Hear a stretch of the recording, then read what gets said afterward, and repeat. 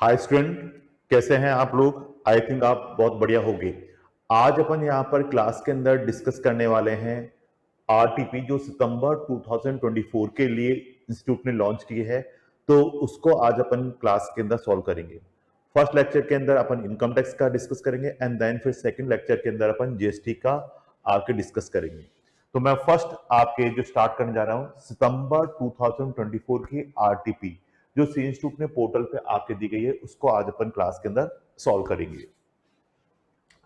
तो स्टूडेंट, जो income tax के अकॉर्डिंगली अपन बात कर रहे हैं, वो अपन बात करें जो कि आपका जो एग्जाम है सितंबर 2024 एग्जामिनेशन, और इसका जो बेस रहेगा असेसमेंट ईयर 24-25 के साथ हम इस आरटीपी को आज क्लास के अंदर डिस्कस कर रहे हैं। तो देखो, अपन सबसे पहले तो आरटीपी के अंदर जो क्वेश्चंस दिए गए हैं, तो इन क्वेश्चंस को आइडेंटिफाई करने के लिए कि आपका इंस्टीट्यूट आपसे क्या रिक्वायर्ड कर रहा है, आपका इंस्टीट्यूट आपसे क्या रिक्वायर्ड कर रहा है, वो सबसे पहली चीज आपके है। यानी केस सिनेरियो आपके दिया हुआ है सबसे पहले, लेकिन हमें इसमें सबसे पहली चीज ये देखनी है कि सी इंस्टीट्यूट अपन से क्या रिक्वायर्ड कर रहा है। तो मैं यहां पर देखता हूं पहला question, is mister Naveen eligible to declare income on presumptive basis under the provision of Income Tax Act 1961 for the assessment year 24-25। यानी सबसे पहले तो ये प्रेजम्पटिव इनकम आपके 44 एडी की बात कर रहा है। तो प्रेजम्पटिव इनकम की बात कर रहा है, तो इसको अपन को देखना है। दूसरा आपके कह रहा है, what would be your answer to MCQ1 assume that for the purpose of the answering this MCQ and MCQ3 that Mr. Naveen has additionally received rupees 10 lakhs by way of the cross check। Cross check का मतलब again क्या होता है? Cash. मैंने कहा cash में cross check से या बियरर चेक से आप कहे तो उसे कैश में ही काउंट किया जाता है out of the turnover during the 23 and 24। और देन फिर आ रहा है, is Mr. Naveen required to get his books of account audit की बात कर रहा है ड्यूरिंग द 23-24।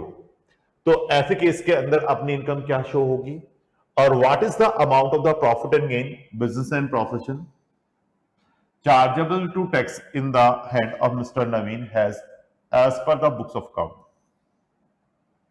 या आपको देख रहा है कि बुक्स ऑफ अकाउंट की ऑडिट कराएंगे तो इनकम कितनी शो होगी। एंड देन लास्ट है, what is the amount of the profit and gain business and profession chargeable to tax the hand of the mister Naveen if he does not want to get his books of accounts audited. यदि audit नहीं कराएगा तो आपका answer क्या होगा? तो ये हमारे माइंड में एस्पेक्ट डिसाइड हो जाना चाहिए कि आपके इंस्टीट्यूट आपसे क्या क्या चीजों को रिक्वायर्ड करेगा। यानी 5 MCQ दे रखे हैं, तो इन MCQ को आपको देखना है कि आपके इंस्टीट्यूट कौन सा अमाउंट रिक्वायर्ड आपसे करेगा। तो इस mister Naveen eligible to declare income on the presumptive basis under the provision of the income tax act 1961 for the assessment year 24-25। तो देखो, इसमें अपन बात करते हैं कि यदि प्रेजम्पटिव बेस पे इनकम बात कर ली जा रही है, तो प्रेजम्पटिव बेस पे आपके सेक्शन 44 एडी एप्लीकेबल होता है, और वहां पर यदि आपकी रिसिप्ट है टर्नओवर वाली रिसिप्ट आपके अप टू 5% कैश में है टोटल टर्नओवर की, तो ऐसे केस के अंदर अपन वहां पर प्रेजम्पटिव बेस ले सकते हैं। 5% से एक्सेस है तो अब नहीं ले सकते, तो 3 करोड़ तक आप ले सकते हो। तो यहां पर अपन को देखना है कि प्रेजम्पटिव बेस लेने के लिए अपन यहां पर आ रहे हैं कि नवीन एज 40 इयर्स, ये भी इंपॉर्टेंट हो सकता है, is engage in the manufacturing of business, he follow the mercantile system of the accounting. ये क्या यूज कर रहा है? Mercantile system of the accounting. Important concept है, हाईलाइट कर लो। यानी एक तो कैश सिस्टम होता है, एक मर्केंटाइल सिस्टम है, तो ये मर्केंटाइल सिस्टम को फॉलो कर रहा है। The detail of parting to the business of the year ending 31st March 2024 is as under। Capital receipt से हमें कोई मतलब नहीं है इस क्वेश्चन के लिए। Turnover, this is important, 2.80 crore important है। तो 3 करोड़ तक आप लिमिट को इंक्रीज कर सकते हो, लेकिन आपके टोटल टर्नओवर के अप टू 5% तक कैश में रिसिप्ट होगी तो ही कर सकते हैं, अदरवाइज हम ये ऑप्शन ऑप्ट नहीं कर सकते। Addition amount received in cash out of the turnover 8 lakh, कोई नहीं। Amount received in cash out of the capital receipt को नहीं देखना।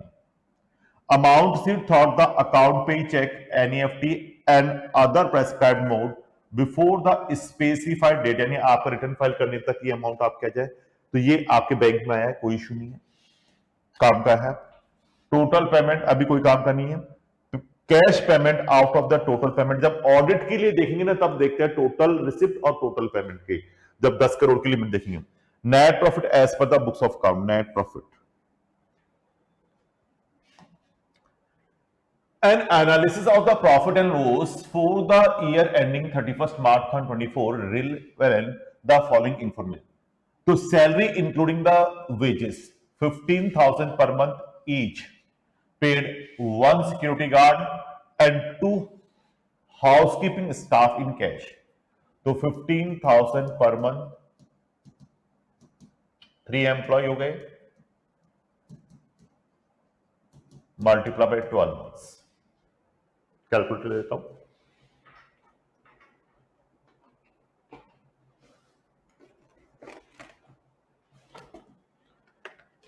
तो अपन बात करते हैं 15,000 multiply by 3 multiply by 12 equal to 5,40,000 5,40,000 का अमाउंट हो गया।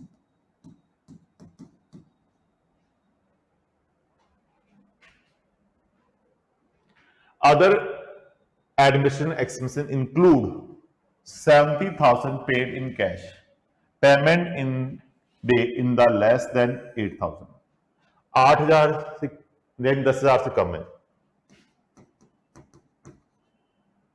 Under section 40A(3) not attract. जब ऑडिट कराएंगे तब देखेंगे, अभी ऑडिट नहीं होगी। Interest charge including interest payable on loan to Komal rupees 70,000 on which TDS has not been deducted. Loan was taken for the business purpose. तो 40A 1A लग गया तो 70,000 का 30%।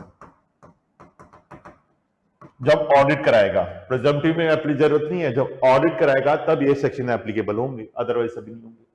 तो ये क्वेश्चन आपके आ गया। अब हम बात करते हैं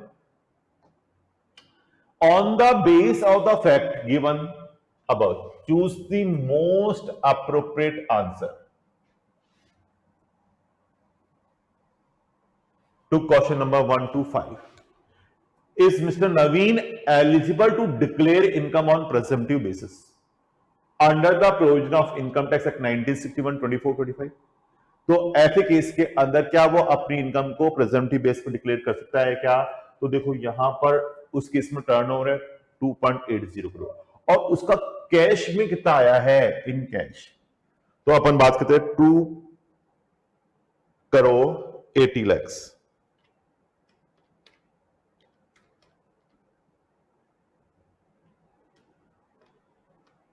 का 5% यानी 14 लाख होता है, तो ये तो उससे कम है, यानी 2.8 करोड़ का 5%,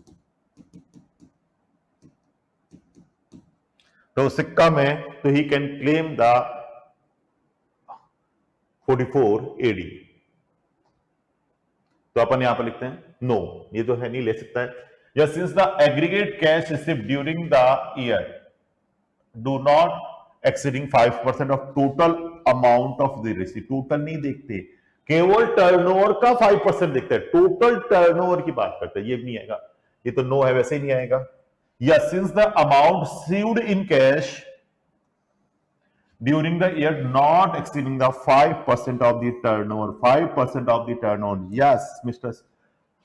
Naveen can be opt the 44 AD based on the turnover, total turnover है उसका 5% तक है, तो ऐसे केस के अंदर ये यहां पर पॉइंट हो जाएगा सी। तो टोटल टर्नओवर का नहीं देखना, टोटल टर्नओवर का देखना है, ना कि टोटल रिसिप्ट का नहीं देखना, टोटल टर्नओवर का देखना है 44 एडी के लिए। तो अपन देख सकते हैं सेक्शन 44 एडी, जो आपको मैंने बताया था, जो लिमिट है 2 करोड़ से इंक्रीज होके 3 करोड़ जाएगी। वो 3 करोड़ जाने के लिए आपको मैंने लिखवाया था, याद करो, एग्रीगेट रिसीव्ड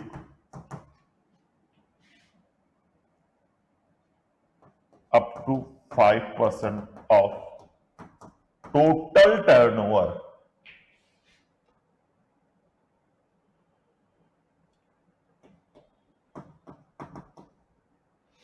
तो एग्रीगेट कैसे है 8 लाख, और यहां मैं देखूं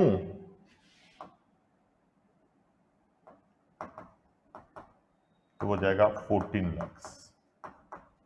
क्लियर है सभी को? डन, नोट कर देख लो।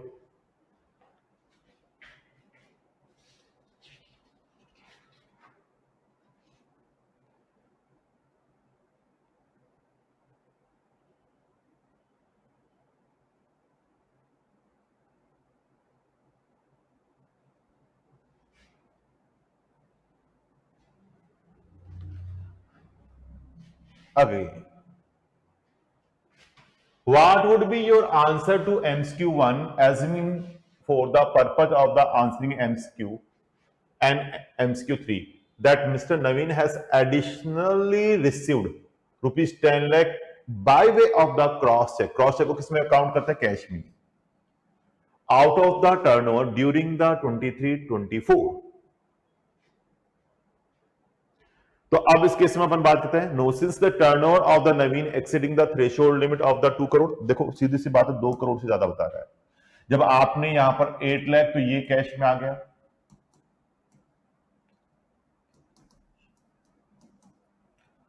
और इसको ले लिया 10 लाख, लिया क्रॉस चेक,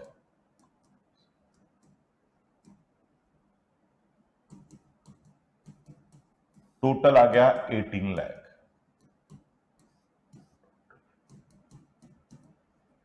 तो अब जैसे अपन बात करते हैं 2.8 करोड़ का 5% 14 लाख होता है,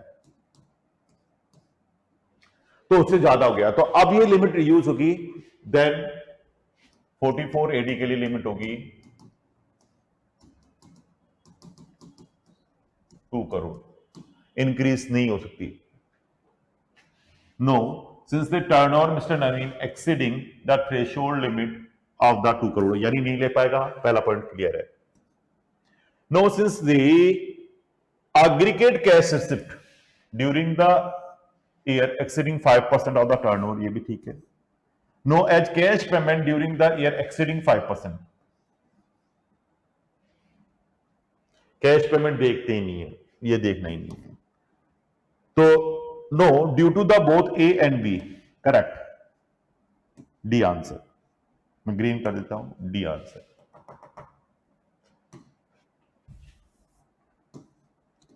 आंसर इज डी, कि both A and B is answer. क्योंकि देखो इसमें सीधी सी बात है, जैसे ही लिमिट क्रॉस करके तो 2 करोड़ तक ही लिमिट अप्लाई होगी। अब यहां पर 2.8 वाली जैसे अपन बात करते हैं, यहां पर 3 करोड़ से ऊपर वाली प्रोविजन एप्लीकेबल, 3 करोड़ वाली प्रोविजन अप्लाई नहीं होगी। 2 करोड़ को क्रॉस करते ही आप यहां पर ऑडिट कराने के लिए लायबल हो, क्योंकि आपने कैश में रिसिप्ट जो कर लिया इन कैश 18 लाख आ रहा है, ये इन कैश मानना है, in cash. Clear student? Is Mr. Naveen required to get his books of account audit during the 23-24? Yes, जब 10 करोड़ हो गई, वो 10 लाख आपने कैश में रिसीव किया, ये रहा 10 लाख कैश में हो गया, यानी क्रॉस चेक का मतलब कैश में, तो आपको अपने बुक्स अकाउंट की ऑडिट करानी होगी। तो इस mister Naveen required to get his books of account audit during the 23-24। तो आपको बताना है कि क्या उसे अपने बुक्स अकाउंट की ऑडिट करानी होगी क्या। तो ये अपन बात करते हैं। No, since the turnover of mister Naveen does not exceeding the threshold limit 10, ये अप्लाई नहीं होगा। या since the amount received in cash during the year exceeding the 5% of the turnover. अब ये कह रहा है yes since the amount received in cash जो आपके 5% ज्यादा है, yes since the cash payment during the year exceeding of 5% of aggregate payment, ठीक है। No since the amount received in the cash during the year does not exceeding the 5% of total amount received. ये इस case के अंदर आपके बता रहा है। तो देखो अपन देखते हैं इसको। तो देखो स्टूडेंट, सीधा सिंपल सी बात है, जब अभी अपन ऑडिट की बात करते हैं ना, तो ऐसे केस में देखो मैं आपको बताऊं, ऑडिट के केस में जब लिमिट इंक्रीज होती है 2 करोड़ से 10 करोड़, आपको ध्यान है, तो ऑडिट लिमिट में लिमिट बढ़ती है तो उसमें टोटल रिसिप्ट सभी तरह के आ गए।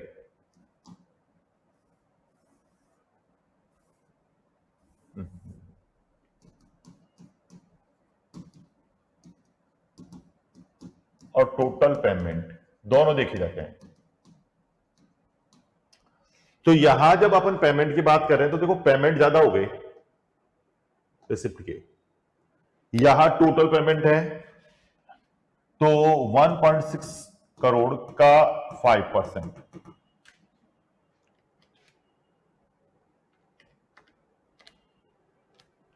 एट लाख ही हो सकता है, ये पेमेंट ज्यादा हो गया तो 10 करोड़ वाली लिमिट अप्लाई नहीं होगी, यानी यहां पर 2 करोड़ वाली लिमिट एप्लीकेबल होगी।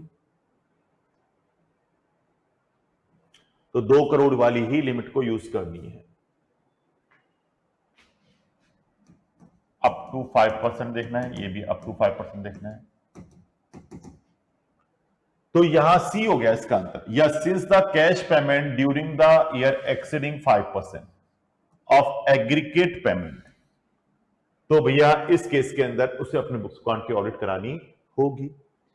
What is the amount of the profit and gain of business and chargeable to tax in the head of Mr. Naveen as per the books of account?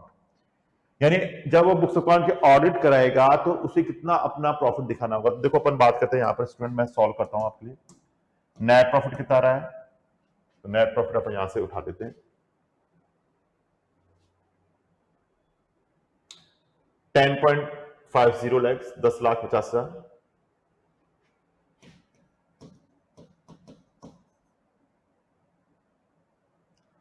इसके बाद एक कह रहा है the analysis of profit and loss account for the year ending 31 March 2024 reveal the following information. Salary include wages 15,000 per month each which is one security guard and housekeeping staff in cash 15,000 से ज्यादा है, cash payment कर दिया 10,000 से ज्यादा, यानी section 40A3 attract cash payment, green से दिखता हूं, कैश पेमेंट एक्सीडिंग ₹10,000 पर पर्सन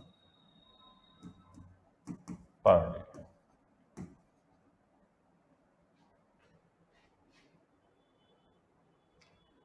तो इस केस में आप क्या जाएगा,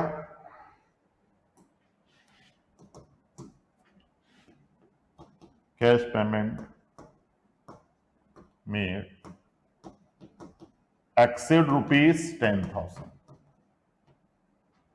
per day per person, 48,3 540। इसके बाद अपन बात करते हैं यहां पर other administrative charge include 70,000 paid in cash, payment in day is less than 8,000, 8,000 से कम है कोई दिक्कत नहीं, allowed. Interest charge including interest payable on loan to Kamal ₹70,000 which TDS has not been deducted. TDS deduct नहीं हुआ. Loan was taken of the business. कितना आ रहा है? पर्पस. तो मैंने कहा जब ऑडिट होगी ना तो ये खर्चा डिसअलाउड होगा 30% क्योंकि पेमेंट कर रहे हैं रेसिडेंट को. Payment made to resident. याद रहेगा, आपको लिख देता हूं.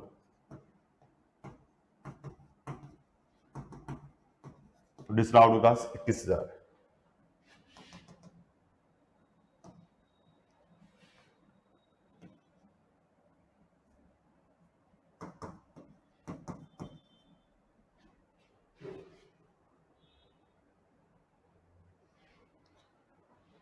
तो ये इस केस में आ जाएगा स्टूडेंट. तो आपके टोटल लगा लेते हैं. टैक्सेबल नेट प्रॉफिट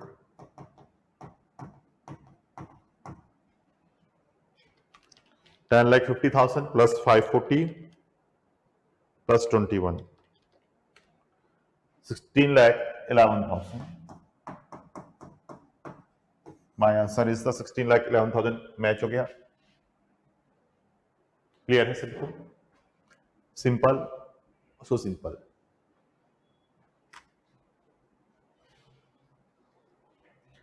अब इसके बाद अपन बात करते हैं अगला. What is the amount of the profit and gain of business chargeable to tax in the hand of Mr. Naveen if he does not want to get his books of account audited? यानी presumptive base लेना है इसको. Section 44 AD. तो 44 AD में जितना पैसा bank में आ गया presumptive इनकम आएगी. Income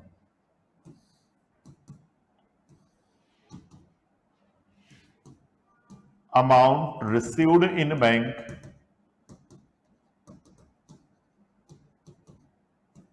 up to specified date. Question में दे रखा है, देखो कितना आ रहा है 2.5 करोड़.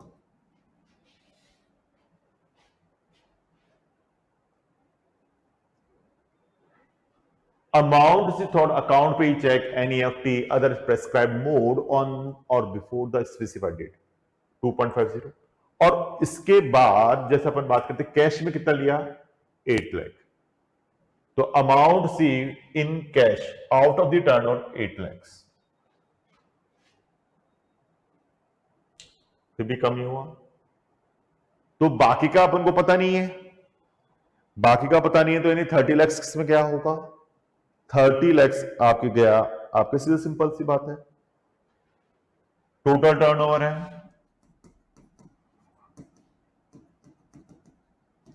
2.80 करोड़ लेस बैंक का हटा दो, ये करा 2.5 करोड़. बैलेंस 30 लाख. इसकी इनकम माननी है प्रेजेंटिव income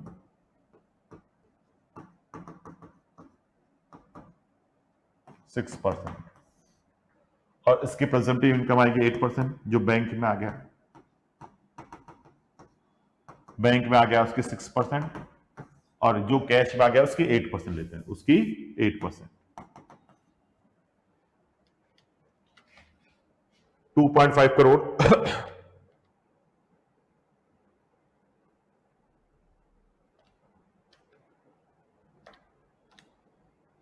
20 lakh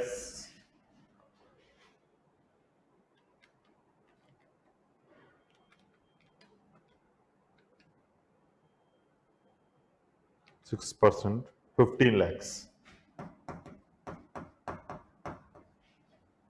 Memory plus and 30 lakhs. It's 8%. 240. Aggregate करें तो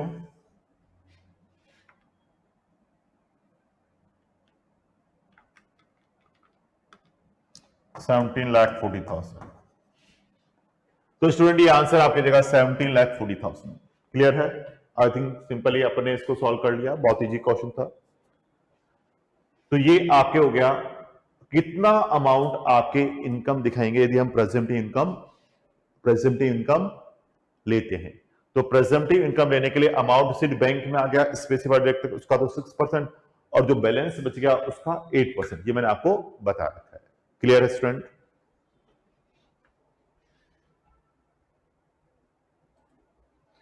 देखो स्टूडेंट, अपने एमसीक्यू कंप्लीट होने के बाद अपन आते हैं अब सब्जेक्टिव क्वेश्चंस पे। ये बहुत अच्छे क्वेश्चंस हैं जो कि मैंने क्लास में आपके साथ डिस्कस कर रखे हैं, वही क्वेश्चंस हैं, मैंने आपके बता भी रखा है। देखो इस तरह के पैटर्न के क्वेश्चंस आते हैं, वही उसी पैटर्न में क्वेश्चन दिए गए हैं। तो अपन बात कर रहे हैं miss Sarika, an Indian citizen is employment with an overseas company. Employment कहां हो रहा है इसका? Overseas company located in UAE, she is not liable to tax in UAE. अब देखो वहां पर लाइबल नहीं है टैक्स, तो यदि इंडियन सिटीजन है और वहां पर ये टैक्स के लिए लाइबल नहीं है और उसकी इंडियन सोर्स इनकम 15 लाख से एक्सेस हो गया है, तो वो डिम्ड रेजिडेंट की डेफिनेशन में आ सकती है, डिम्ड रेजिडेंट की डेफिनेशन में भी आ सकती है। During the 23-24 she come to India for 121 days। 23-24 she come to India 121 days। She was in India for 50 days, जोड़िए 50, 100 और 76, and 145 days in the financial year 1920, 2021, 21, 22, 22, 23। तो अपन यहां पर एक डेफिनेशन देख सकते हैं कि 120 दिन वाली कंडीशन देख सकते हो, फिर 121 दिन है ना, तो रिलेवेंट प्रीवियस ईयर में 120 डेज, ये रहती है 121 डेज, और उसके जस्ट पीछे के 4 साल 22, 23, 21, 22, 20, 21 और 19, 20। इन 4 सालों को टोटल वो बता रहा है। पहले अपन बात करते हैं 22, 23 में 145 डेज, ये चाहिए 365 डेज, 145, इसके बाद बैक करता हूं 76, इसके बाद 100 और उसके पहले 50।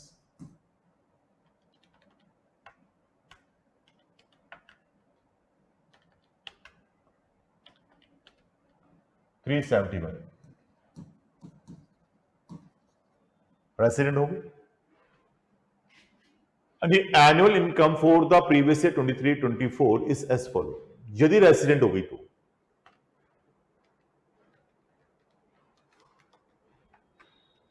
76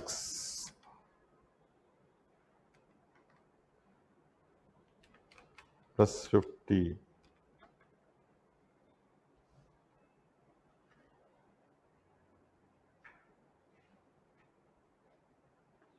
तो अपन को कहां तक जोड़ना है? 90-20 तक। सैलरी अक्रूड इन अराइजिंग, ये तो आएगी नहीं, इस केस में अपन बात करते हैं जब ये आप रेजिडेंशियल स्टेटस देखते हैं इसका अपन, तो 371 डेज आ गए।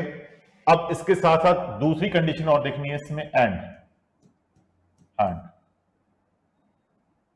टोटल इनकम ब्लू से लिखता हूं,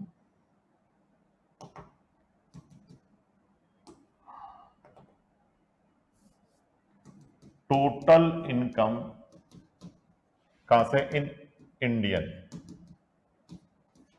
15 लाख से ज्यादा होनी चाहिए। तो वो अपन देखते हैं, income arise and accrued in India 2 lakh,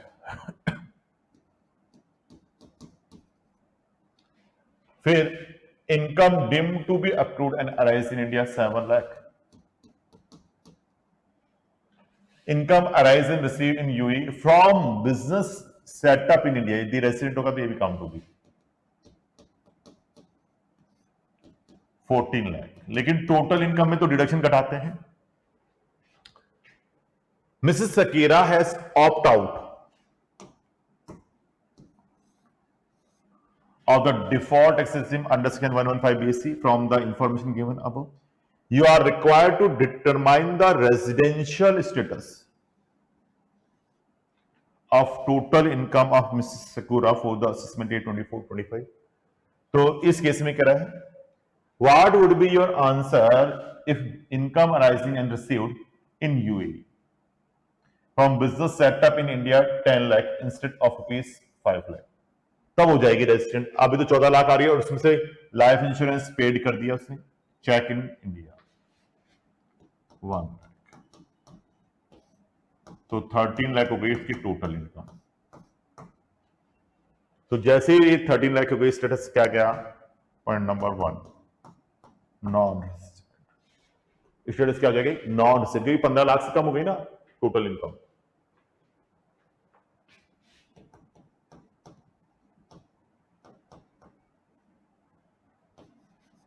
$13 lakh non resident हो गया, क्लियर है ये।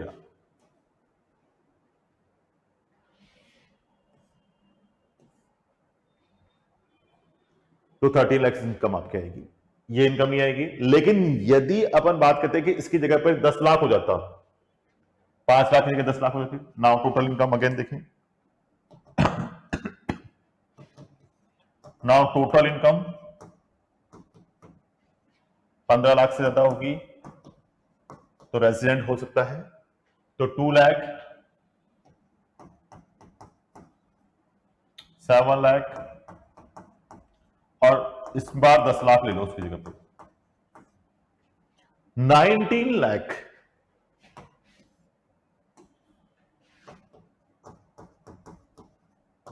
Minus 1 lakh 18 lakh total income 15 lakh से ज्यादा है। Now see is resident. तो आंसर इसमें हो जाएगा रेजिडेंट। रेजिडेंट होते ही आपके सारी इनकम, ग्लोबल इनकम उसके इंडिया में टैक्सेबल हो जाएगी। तो यहां 15 लाख भी आ जाएगी, 2 लाख, 7 लाख, 5 लाख, और इस तरह से आपकी टैक्सेबिलिटी आ जाएगी। जैसे अपन बात करते हैं, फिर तो भैया सारी इनकम ले लो उसकी उठा के, सारी इनकम कितनी आ गई यहां से यहां तक, और 1 लाख का डिडक्शन दे देना। रेसिडेंट को तो ग्लोबल इनकम पे टैक्स देना होता है ना, रेसिडेंट हो गई तो ग्लोबल इनकम पे टैक्स देना है। तो देखो अपन बात करते हैं, if she is the resident और नॉन रेसिडेंट, तो केवल वो इनकम पे टैक्स देना है जो कि आपके इंडिया में आ रही चुकी। पहले रेसिडेंट वाला देख लेते हैं अपन, 18 लाख हो गई उसकी इनकम। तो इस केस के अंदर उसकी इनकम कितनी हो जाएगी,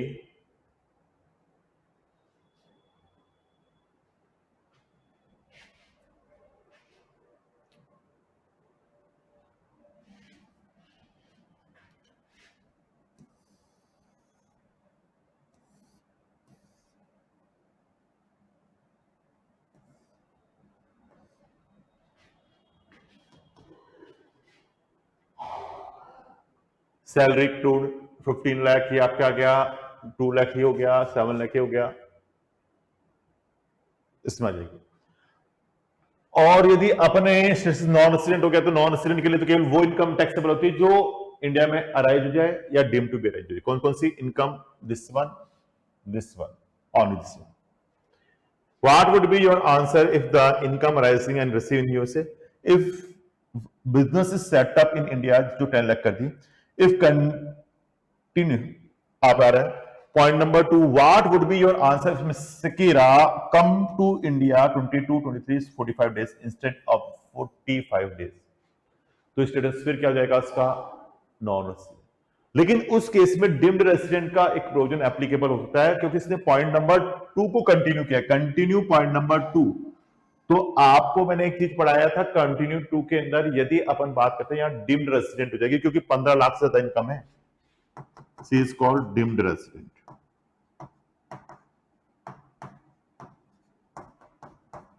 1A, क्योंकि टोटल इनकम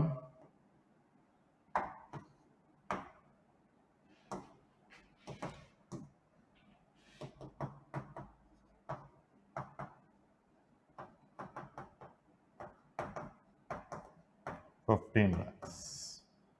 और उसके लिए 3 कंडीशन होनी चाहिए थी। पहला, इंडियन सिटीजन होनी चाहिए, इंडियन सिटीजन है। फिर टोटल इनकम 15 लाख से ज्यादा होनी चाहिए, और वो इनकम दूसरी सिटी में आप टैक्सेबल नहीं होनी चाहिए। तीनों कंडीशन पूरी करते हैं तो वो डीम्ड रेसिडेंट आके आ जाएगा। तो उसने यही आपके पूछा हुआ है, तो अपन यहां पर देख सकते हैं। पहले वाले केस के अंदर तो ये आंसर आ गया, 13 लाख हो रही है। दूसरा अपन देख रहे हैं, जब नॉन सिटीजन हो गई तो उसकी इनकम कितनी होगी, केवल वो इनकम आएगी जो इंडिया में अराइज हो रही है, केवल दिस एंड दिस वन। और 9 लाख उसमें से डिडक्शन मिल जाएगी, दिस वन, और ये जाएगा 8 लाख। यहां अपन बात कर रहे हैं सेकंड के लिए, दिस वन, और इस केस में डिम्ड रेसिडेंट हो जाएगी, इसी से called deemed resident. Deemed resident के लिए कंडीशन लिखवा रखी, पहला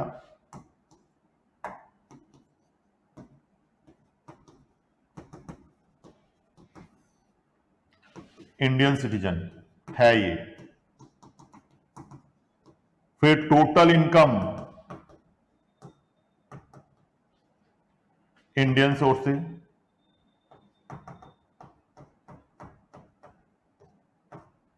15 लाख से ज्यादा है।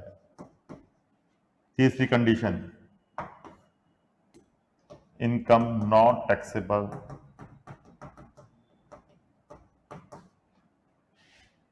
Outside of India, another country में टैक्सेबल नहीं है, तो डिम्ड रेसिडेंट का उस पर ठप्पा लग जाएगा।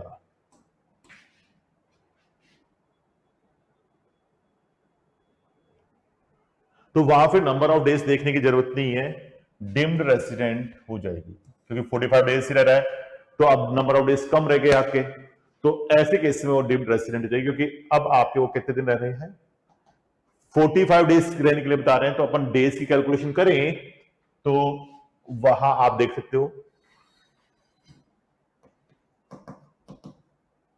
प्रीवियस ईयर 121, लेकिन उसके जो पीछे के 4 साल हैं,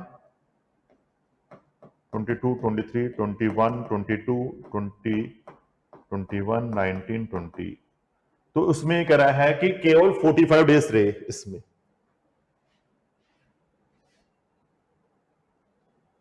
वन 45 की जगह, तो 50, 100, 76 और 45, तो ये कितने दिन हो गए, 271 डेज। तो फिर हमें से डिम्ड रेसिडेंट मानना है, क्योंकि इसकी इंडियन सोर्स इनकम 15 लाख से ज्यादा है, तो फिर अपन मानेंगे, क्योंकि पॉइंट नंबर 2 को कंटिन्यू करना है, पॉइंट नंबर 2 कंटिन्यू करना है, तो 2 में इसने 10 लाख कर दिया, 5 लाख से ज्यादा, तो 18 लाख इनकम आ रही है, तो 18 लाख आ रही है, तो उस केस में अपन कंटिन्यू कर जाएंगे। टोटल इनकम 15 लाख से ज्यादा है, इंडियन सिटीजन है, उसकी इनकम किसी दूसरी कंट्री में टैक्सेबल नहीं है, not liable to tax in UAE, तो क्या हो जाएगा, डिम्ड रेसिडेंट। तो एक बार देख लो स्टूडेंट, फिर अपन आगे नेक्स्ट क्वेश्चन पे कवर करते हैं।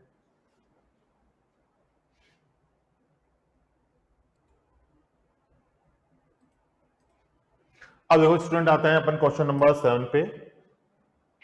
Mister Anshul is salaried employee in a private company, furnish you the following information for the year ended 31st March 2024.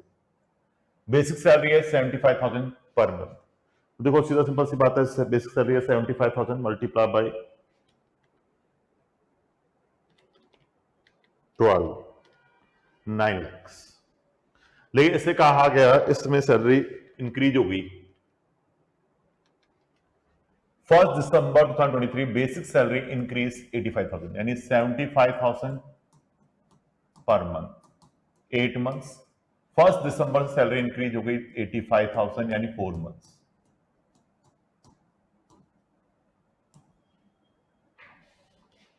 $75 multiply by 8 memory plus 85 multiply by 4 memory plus, recover हो गया 9,40,000। Dearness allowance 50% of basic salary, DS का 50% है, ये लो,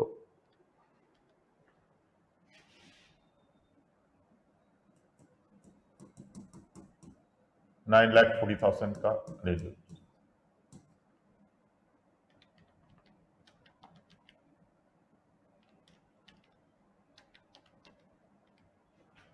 4,70,000। Entertainment allowance private company में fully taxable है 10,000 और वो government employee को मिलता है। Contribution of employer to recognise provident fund of the employer 18% of the basic salary.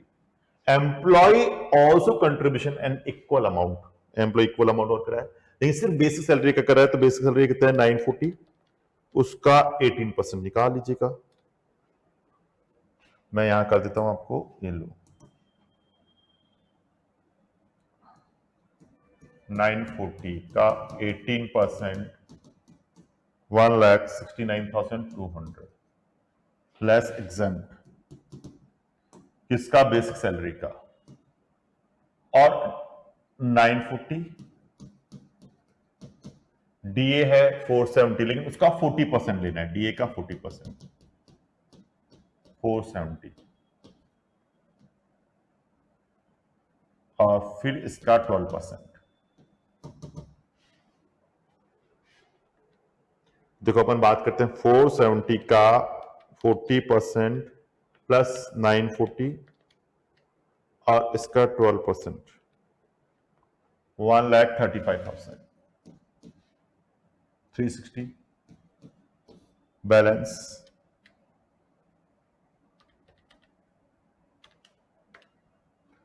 33,840। I think आपको आ गया होगा, सभी को क्लियर हो गया होगा। बेसिक सैलरी का यानी 940 का 18% इसने कंट्रीब्यूशन किया तो ये आ गया 1,69,200। फिर इसके बाद अपन बात कर रहे हैं आगे 470 का 40%, और उस केस में 40% निकाल के बेसिक सैलरी में जोड़ दो, क्योंकि हमारा 12% इसका लेके चलते हैं basic salary plus DA plus commission on turnover, लेकिन डीए वो लेके चलते हैं which is part of the retirement benefit, तो उसके अकॉर्डिंगली सॉल्व कर लिया। अब आते हैं professional tax paid 2,200 which 1,800 was paid by the employer, जो एम्प्लॉयर ने पे कर दिया इनकम में मान लो, और इधर ध्यान रखना है माइनस होगा 2,200, तो माइनस हो जाएगा 2,200, इस केस में माइनस हो जाएगा, तो ये हमारे इस केस में कवर करेगा। तो सिंपल सी बात है, प्रोफेशनल टैक्स को अपन एक बार तो इनकम में क्या करते हैं, ऐड कर लेंगे जितना अमाउंट एम्प्लॉयर ने पे किया, और फिर इसका डिडक्शन मिल जाएगा। यदि हमने शिफ्ट आउट करके ओल्ड टैक्स लिया है तो ऐसे केस के अंदर वहां पर अपन इसको क्या कर देंगे, शिफ्ट आउट करने की वजह से डिडक्शन आपको मिल जाएगी। न्यू स्कीम में नहीं मिलेगी डिडक्शन, केवल इनकम ऐड होगी, लेकिन ओल्ड स्कीम में डिडक्शन मिल जाएगी। House rent allowance 16,000 per month. He paid 17,000 per month for accommodation in Meerut. Meerut में यानी 40%, ओल्ड स्कीम में तो ये बेनिफिट मिल जाएगा। देखो अपन बात करते हैं एचआरए, मैं एचआरए की कैलकुलेशन देरी कर देता हूं आपके लिए। एचआरए मैंने बताया था एक्चुअल अमाउंट 16,000 पर मंथ, 16,000 रुपए पर मंथ आपका एम्प्लॉयर आपको दे रहा है, 1,92,000। अब सैलरी का 40%, और सैलरी वही हो जाएगी 9,40,000 प्लस 470 का 40%,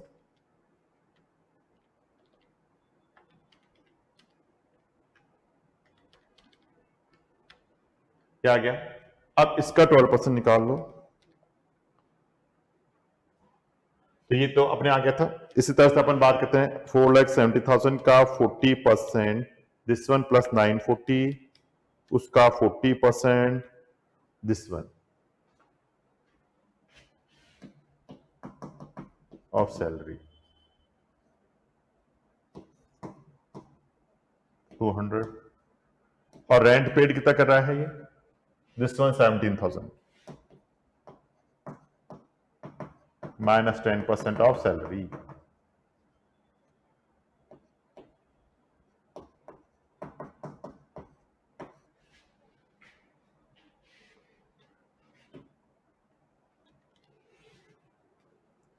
सैलरी में इधर बना ही देता हूं आपके लिए, है ना। Salary is equal to basic 940 और डीए का 40%, 470 का 40%।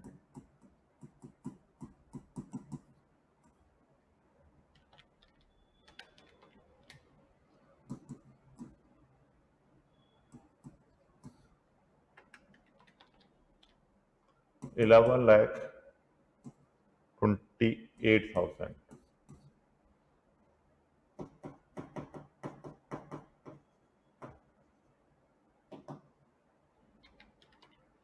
10%।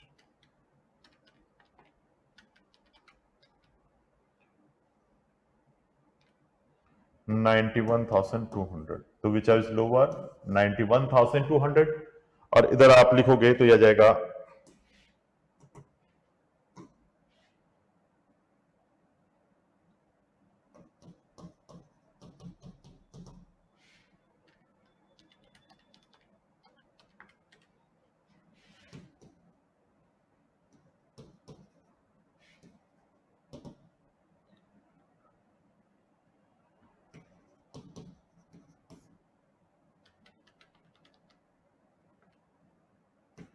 100,800। कन्वेंस अलाउंस जो आपको दिया जा रहा है 1500 by the company toward the actual reimbursement, fully exempt हो गया। Loan 2 lakhs was taken from employer on 1st of July 2023 for the medical treatment of brother for Republic's treatment. Interest charge on such loan is 5%. The entire loan is outstanding as on 31st March 2024. No medical insurance has been taken for this brother. SBI rate, this one 11%. तो ये तो fully exempt हो गया। मैंने कहा specified disease है, fully exempt है कि लोन एग्रीगेट लोन अमाउंट ₹20,000 है तो भी एग्जाम्प्ट है, और यहां पर ये स्पेसिफाइड डिजीज फुली एग्जाम्प्ट हो गया। Free education provided to sister of, देखो सिस्टर है, चिल्ड्रन के लिए 1000 का एग्जाम्पशन है, सिस्टर है तो फुली टैक्सेबल है, सिस्टर है फुली टैक्सेबल है। Unsul in a school maintained and owned by the company, the cost of the such education facilities computed 900 per month.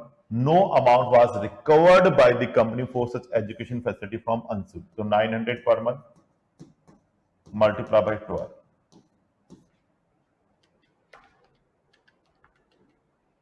This is a 10,800. Leave travel concession given to Ansul, his wife, and 3 children, 1 daughter age 6 year and twins son age 4 year.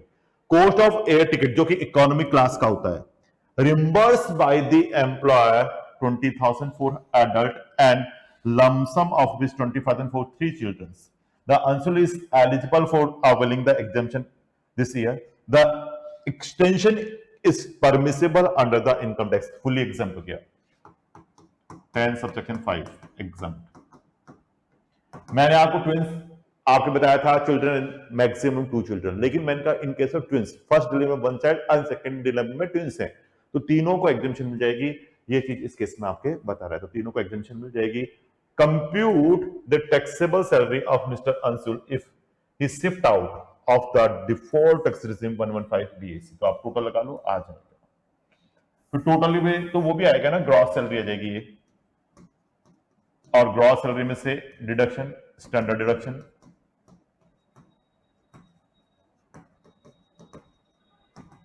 $50,000 under section 16(1)(e) and professional tax 16,000 2,200। ये इधर लिखा था ना अपन ने, याद आ रहा हो तो यहां लिखा था, यहां भी लिख देता हूं मैं।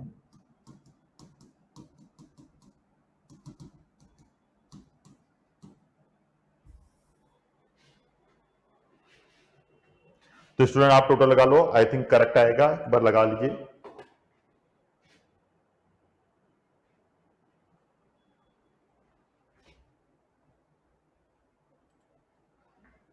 तो स्टूडेंट आप देखोगे तो ये टोटल आपके आ जाएगा इसका, ये सारा सारा ये टोटल है आपका मैच हो जाएगा।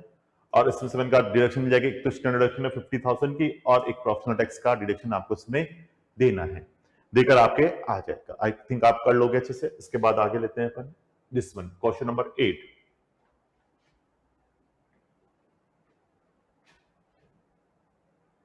मैं वो लगा देता हूं एक बार जिससे एडजस्टमेंट आपको जी रहेगा।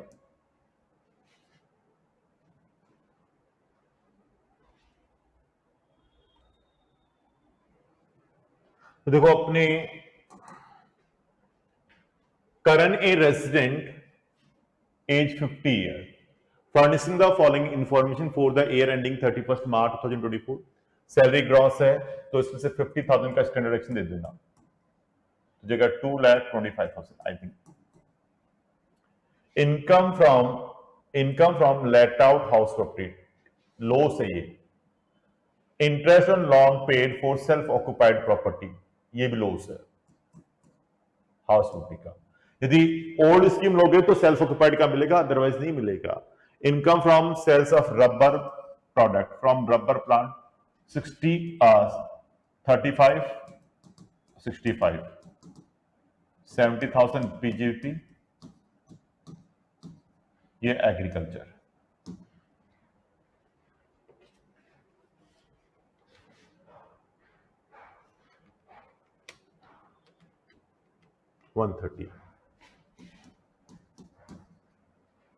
Business income retail business 120, income from wholesale business लो सारा सेटल हो जाएगा।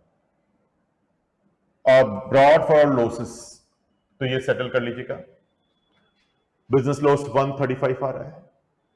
डिविडेंड रिसीव्ड यानी नेट अमाउंट है, net amount. ABC limited an Indian company carrying on agriculture operation, तो ये 13,500 90% हुआ। रिसीव्ड बोल रहा है ना, इसलिए ग्रॉस अप करना पड़ेगा। तो 13,500 डिवाइड बाय 90 का 15,000 का हो जाएगी। Income from other sources IFS.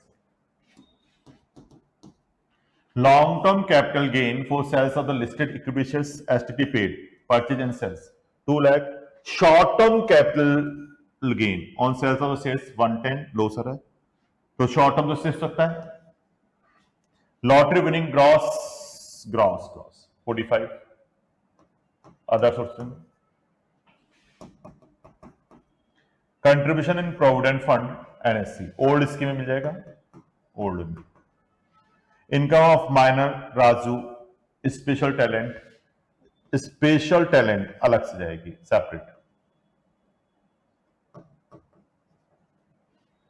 Interest from bank receive Raju on deposit made out of his special talent add हो जाएगा, ये ऐड होगी क्योंकि ये इनकम आपके ऐड रहेगी। इस केस में इनकम आपको क्या जाएगी, ऐड हो जाएगी। तो ये अपन बात करें ओल्ड स्कीम में। अब ये कह रहा है कि देखो यहां पर जैसे लेके चल रहे हैं, compute the current total income under the default excess, यानी न्यू स्कीम से बात करें, under section 115 BSC for the assessment 24-25 as in his wife does not earn any income, wife दूसरी इनकम कोई अर्न नहीं कर रही है। तो यानी ये जो माइनर चाइल्ड है, माइनर सन, तो वो इनकम ये वाली ऐड स्कीम होगी, वाइफ की में नहीं होगी, इसने कहा। और जब ऐड होगी तो सेक्शन 10, 32, 1500 का एग्जम्पशन नहीं मिलेगा। न्यू स्कीम में एग्जम्पशन नहीं है, न्यू स्कीम में एग्जम्पशन नहीं होता। न्यू स्कीम में आपका कोई एग्जम्पशन नहीं है, नो एग्जम्पशन। न्यू स्कीम में कोई एग्जम्पशन नहीं है, नो एग्जम्पशन।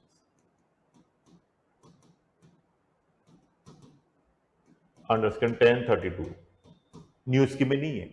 तो यहां देखो अपन बात करें, मैं थोड़ा सा आपको इधर ही कर देता हूं।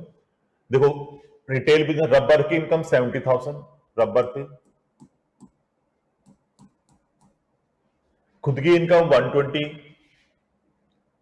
रिटेल बिजनेस 120, टोटल हो गया 190। 190 में से लॉस रिकवर कर लो, बिजनेस लॉस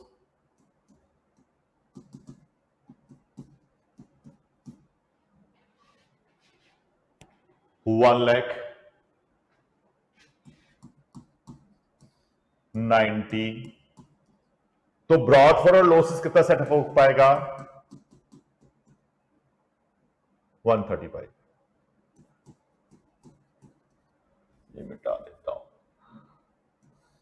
ये लॉस है। कैरिंग फॉरवर्ड कितना हुआ? तो 90 माइनस 135, 45 कैरिंग फॉरवर्ड। क्लियर हो गया ये? तो डिविडेंड अदर सोर्स में चला गया, कैपिटल गेन में सर सेटअप हो जाएगा, तो 90,000 बच जाएगा ये।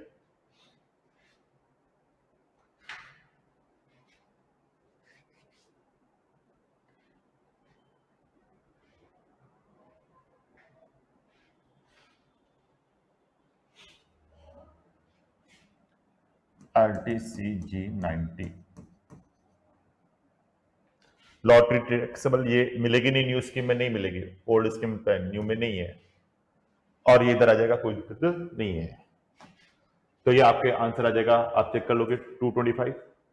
ये आपके सेल्फ ऑक्युपाइड प्रॉपर्टी का जैसे अपन बात करें यहां पर नहीं मिलेगा, न्यू स्कीम में नहीं मिलता, न्यू स्कीम में तो सेल्फ ऑक्युपाइड का नहीं मिलेगा। ये मैंने आपको एडजस्टमेंट बता दिया। कैरिंग फॉरवर्ड आ गया 45,000।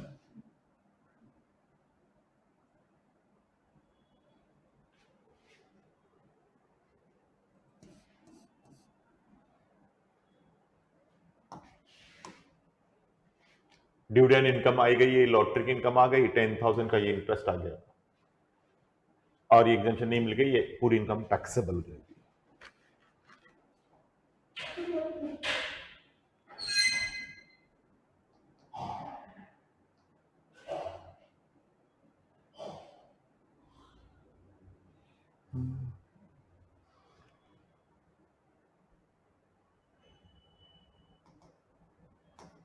आई थिंक आप कर लोगे इसको। क्लियर है? ये टोटल आ गया 70,000, ये टोटल है। अब देखो अपन बात करते हैं यहां पर question number 9।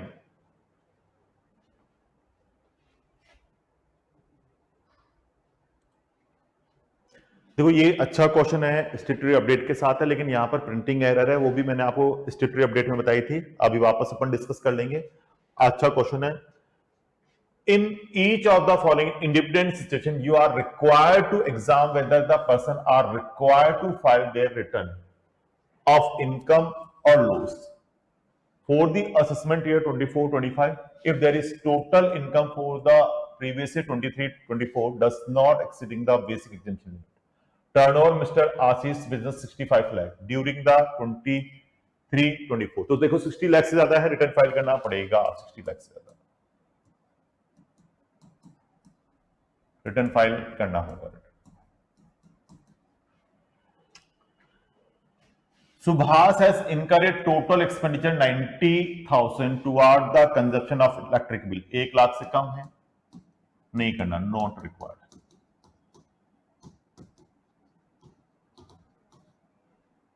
Deepak has saving bank account SBI, HDFC and current account in Axis Bank. Opening balance 20 lakhs, 10 lakhs and 30 lakhs respectively.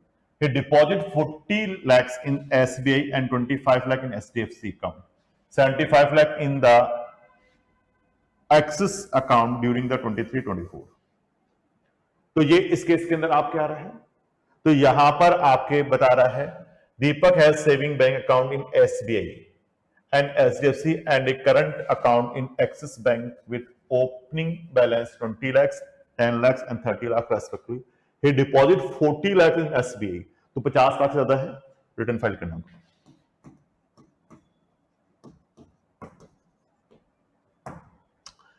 Kumar is 50 years has withdraw cash 120 during the 23-24 his saving account HDFC Bank। Kumar regularly file his return for, देखो withdraw कर रहा है तो भी return तो file करनी पड़ेगी ना, नहीं तो टीडीएस कटेगा। 1 करोड़ के ऊपर 194 एन में लिख देता हूं, 194 एन में 2% 20 लाख का, एक्सीडिंग रुपीज 1 करोड़। 1 करोड़ के ऊपर 120 -1 किया, ये रहा। तो ये करेक्ट कर लेना, ये 60 लाख है ना, यहां प्रिंटिंग एरर है, ये सही कर लेना। तो इसको रिटर्न फाइल करनी होगी ऑन और बिफोर ड्यू डेट्स। इसके बाद even thought the total income of individual does not exceeding the basic exemption limit required to file his return of income, और यहां पर 20% जाएगा, तो इसको भी ऑन और before due date return file करनी चाहिए। क्लियर है? अब आते हैं लास्ट क्वेश्चंस पे। मैं क्वेश्चन लगा देता हूं आपके लिए।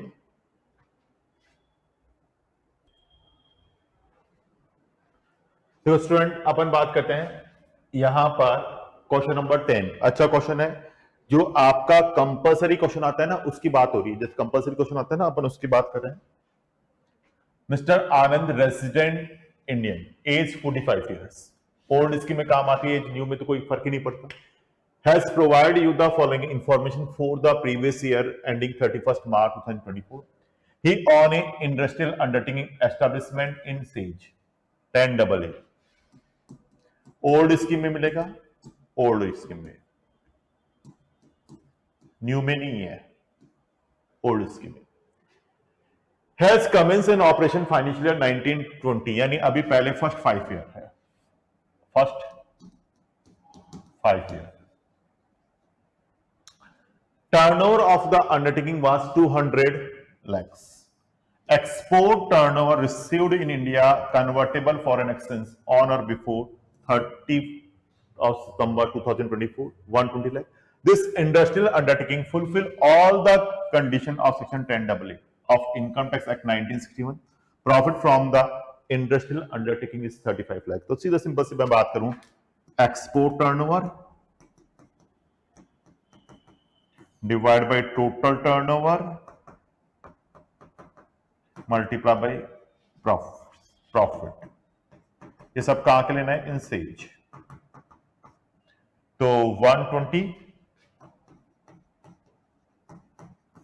Divide by 200 lakhs multiply by, आपके इसमें आ गया 35 लैक्स। तो ओल्ड स्कीम में मिलेगा 10AA,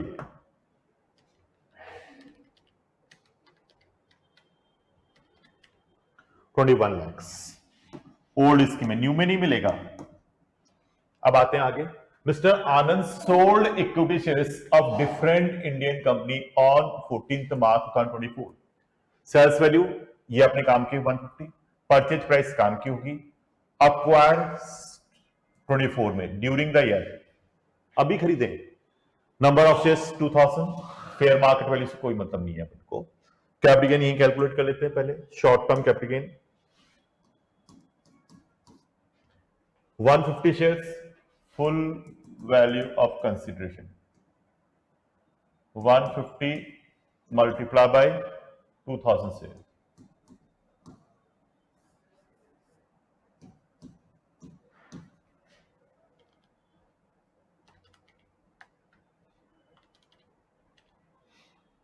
$3 lakhs less cost of acquisition, purchase price 120, 2000 shares,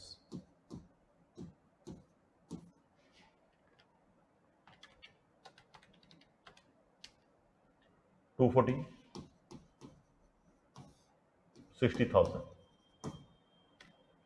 correct है आई थिंक।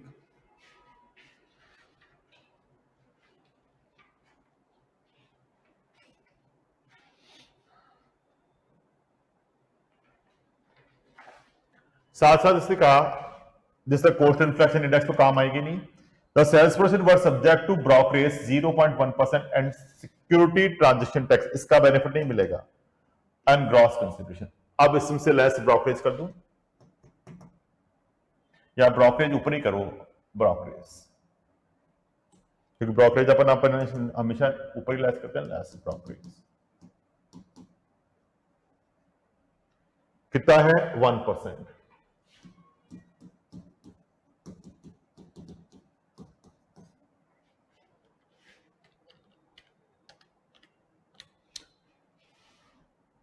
तो ये हो जाएगा 300 0.1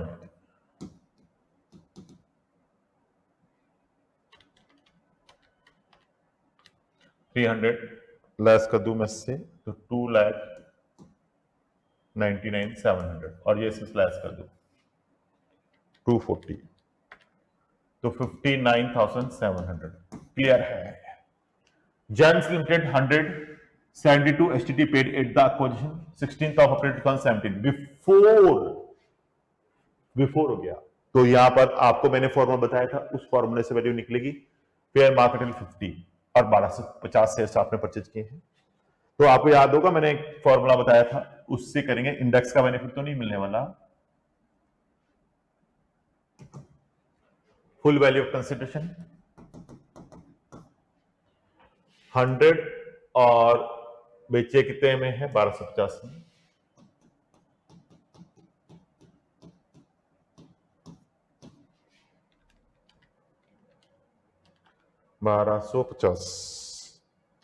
मल्टीप्लाई बाय 100 1,25,000। तो उसका ब्रोकरेज करा दो पहले। ब्रोकरेज 0.1%।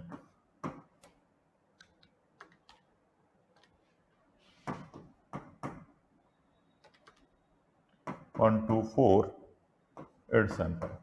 अब जो उसकी निकालेंगे ना वो इस तरह से निकलेगी, देखो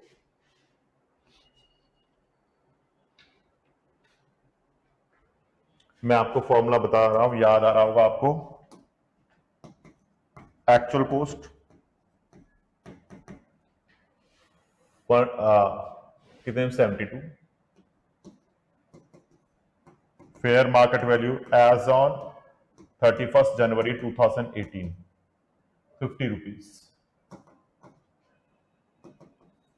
फुल वैल्यू ऑफ कंसिडरेशन ये आपका आ गया 100 रुपए। Which is lower which is higher, तो लेस कॉस्ट ऑफ एक्विजिशन 1250।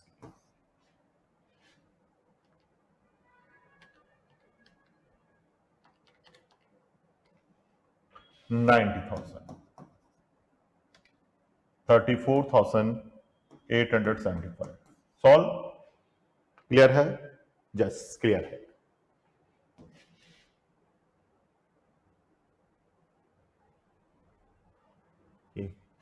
आगे आते हैं।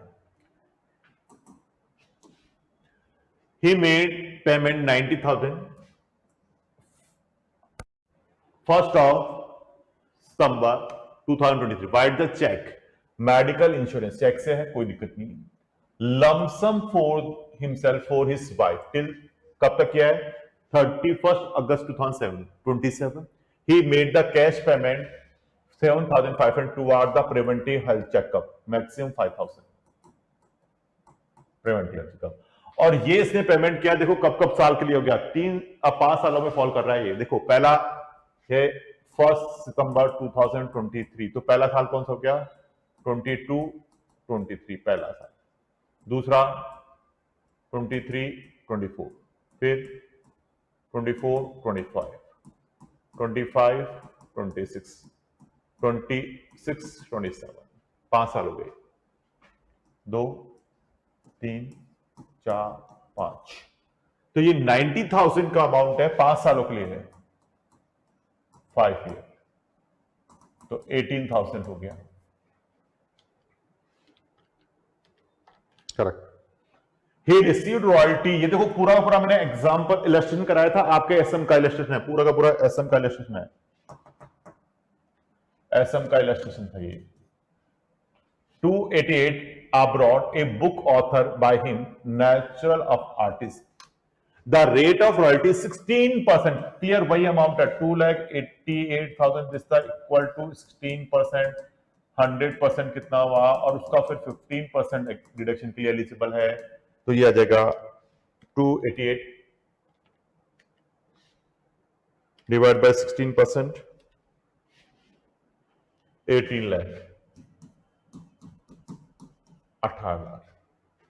अब इसे अब अपन बात करते हैं, लेकिन लेके कितना है दिस वन, तो इसका 15% 270, मैं डायरेक्ट लिखता हूं 270, लेकिन अमाउंट रिसीव हुआ है 250, उसमें से एक्सपेंसेस घटा दो 40,000, तो डिडक्शन 80 क्यू बी 210, लेकिन इनकम कितनी मान जाएगी, इनकम ट्रीट होगी इसमें income from royalty 288 minus 40 248, income tax refund 15,750 including interest 750 assessment है, तो ये other sources, income from other sources, इसका कुछ नहीं करना, this one, he occupied ground floor for his residence building and let out first floor residential use for monthly rent 15,000. He has paid municipal tax 30,000 for the current financial. Both floor are equal size, दोनों बराबर size के हैं, तो new scheme में तो आके आ जाएगा, इसमें नहीं मिलेगा. He has taken a loan from bank 50 lakhs and construct the property 20 and he repaid 2 lakh 5,000 including interest 1 lakh during the financial year 23-24. ये आराम से कर लोगे. Mr. Anand deposit 1,30,000 in public provident fund, 80,000 5 years. Deposit in the name of minor son Aman. कोई दिक्कत नहीं है, मिल जाएगा ओल्ड स्कीम में 80C, ओल्ड स्कीम में, न्यू में नहीं मिलेगा. You are required to compute the total income and tax liability for the Anand for the section 115 BSc as well as normal provision 24-25. Ignore the MAT provisions. तो ये हमारे इस किस्त में प्रोविजन आप इधर रखा है. देखो हाउस प्रॉपर्टी की रेंटल इनकम 15,000 पर मंथ है ना, उसी को बेस बना दिया 180, म्युनिसिपल टैक्स हाफ कर दिया 15,000 1,65,000, 30% स्टैंडर्ड एक्शन जो हाउस प्रॉपर्टी का लोन है पूरी प्रॉपर्टी के लिए है, तो इसमें आ जाएगा दिस वन और ये जाएगा दिस वन. देख लो एक बार. और जैसे अपन को पता है न्यू स्कीम में तो हमें को बेनिफिट मिलता ही नहीं ना सेल्फ ऑक्युपाइड का, तो न्यू स्कीम में सेल्फ ऑक्युपाइड का नहीं मिलेगा, तो ये इनकम आ जाएगी. फिर इसके बाद अपन बात करते हैं profit and gain business and profit says की इनकम आ रही है, वो 35 लाख टैक्सेबल होगी, एज टैक्सेबल होगी, डिडक्शन नहीं मिलेगी यहाँ पर. फिर शॉर्ट टर्म कैपिटल गेन अभी अपन ने कैलकुलेट कराया ही मैंने, और लॉन्ग टर्म भी मैंने आपको कैलकुलेट करा दिया, वो एज आ जाएगा दिस वन, और टोटल कैपिटल गेन ये हो गया.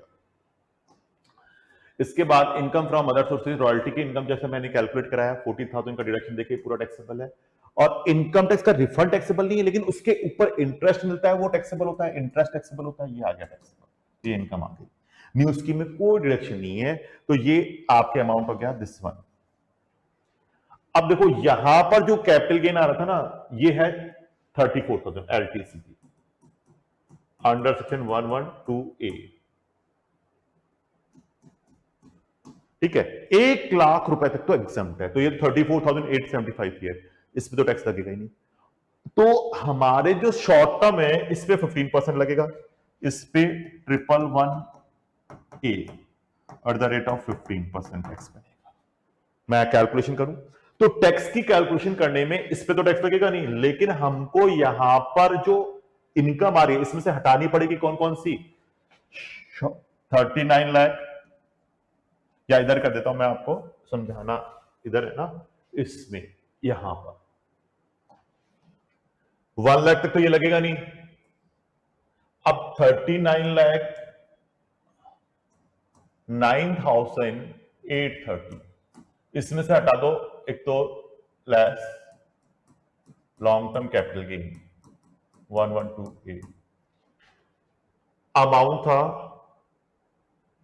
34,875, और short term capital gain 111A, ये रही इनकम. शॉर्ट टर्म इधर नहीं, इधर ये रही 59,700. क्योंकि 59,700 पे 15% लगा लिया तो ये आ जाएगा आपका। अब इसको मैं हटा दूं 39,09,830 माइनस 34,875 माइनस 59,700 38152 599 ये आ गया जी। तो इस पे टैक्स कैलकुलेट करो तो न्यू स्कीम में पहले 1,50,000 15 लाख तक का टैक्स है और उससे ऊपर 30%, तो 38,15,255 माइनस 15 लाख,